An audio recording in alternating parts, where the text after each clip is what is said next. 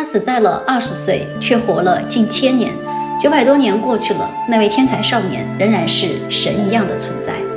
要说中国自古以来有哪一幅画能够神奇般的统一了历代帝王和现代人的审美，那必然是北宋王希孟的《千里江山图》。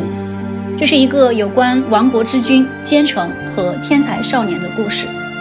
你好呀，我是南希。我们今天来到浙江杭州的中国历代绘画大系典藏馆，看一幅高清复原的《千里江山图》。很难想象这样一幅鸿篇巨作出自18岁的少年郎，而这位少年在正史中几乎找不到记载，而他本人也在这幅画完成不久后英年早逝，好像他这一生就只是为了这幅画而来。他有天赋，有天底下最好的老师，有最好的条件。18岁的他有的正当年纪的无畏，正是天时地利人和，才造就了这流传千古的人间至宝《千里江山图》。如今《千里江山图》深藏故宫，是中国10大传世名画之一。出于对古画的保护，几百年来也不曾展出过几次。所以大系典藏馆里的《千里江山图》虽然只是一件复制品，却还是让我慌了神。说到《千里江山图》的故事，有4个人我们不得不说，他们分别是宋徽宗、王希孟、蔡京以及乾隆皇帝。宋徽宗赵佶是北宋的亡国之君，被人戏称是除了治国之外无所不能。公元1104年，徽宗设立宫廷画学，亲自选拔和培养艺术人才。而王希孟便是得到了宋徽宗的亲自传授，用半年时间创作《千里江山图》。《千里江山图》整幅画有12米长，比2幅《清明上河图》加起来还要长，它竖起来有4层楼那么高。它的画布原料用的是蚕丝，所用的颜料更是堪比黄金的天然矿石。如此金贵的材料，一般的画手没个5年10年是不敢用的，可见王希孟的大胆以及徽宗的信任。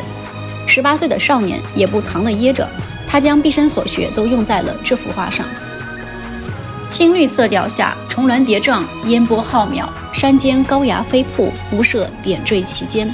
野渡渔村，水榭楼台，长桥依势而设，与山川湖泊交相辉映。我们虽然是这样平视着看画，却有一种在高处俯瞰万里河山的感觉。这幅画作完成后，宋徽宗大为赞赏，而后将它赏给了蔡京。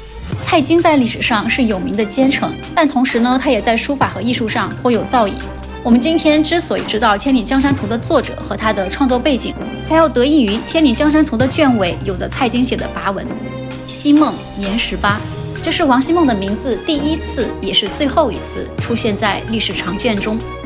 王希孟在画完《千里江山图》后不久便离开了人世，这是他的绝笔之作。关于他的死，众说纷纭，但大家都不约而同地认为，他这一生就是为了完成这幅旷世奇作。相比于王希孟的英年早逝，《千里江山图》的秘密则是要顽强得多。1126年，蔡京被抄家，《千里江山图》被收入南宋内府。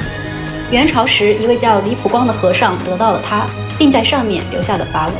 清朝时，这幅画辗转到了乾隆皇帝的御书房。这位喜欢在名画上涂涂写写的皇帝，在卷首题诗，开篇有一句“千里江山望无垠”，所以我们现在称这幅画为《千里江山图》。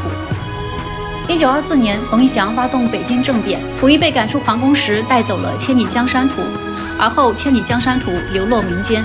建国后，这幅画被寻回，从此深藏故宫，难得一见。稀世古画开卷即损，但科技使其永生。这次在中国历代绘画大系典藏馆里，我真实地感受到了科技美好生活。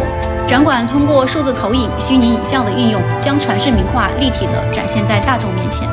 画卷在我面前徐徐展开，我跟着光影的变化遨游其中，历史与现代，画境与现实，此刻我已分不清。我无法用震撼来形容此刻的心情，更多的是感动，是自信，是灵魂深处传来的愉悦。